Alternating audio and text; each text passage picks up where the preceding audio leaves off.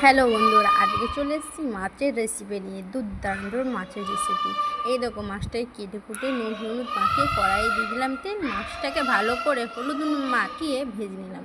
এই দেখো, এই মশলাগুলো আমি মাছে দেব। তার জন্য তো দেখলে কী কী নিয়ে নিয়েছি।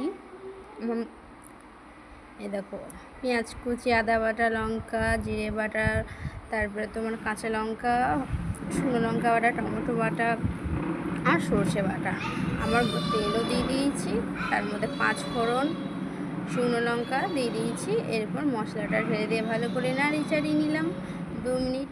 তারপরে তোমার জল ঢেলে মাছটা দিয়ে দিলাম।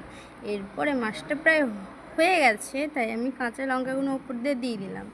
এই দেখো, আমার মাছ কমপ্লিট। কি সুন্দর লাগছে। ভালো লাগলে কমেন্ট করো আর সাপোর্ট করো আমায়, ঠিক আছে? দেখো, খুব সুন্দর হয়েছে, কিন্তু খেতেও কিন্তু খুব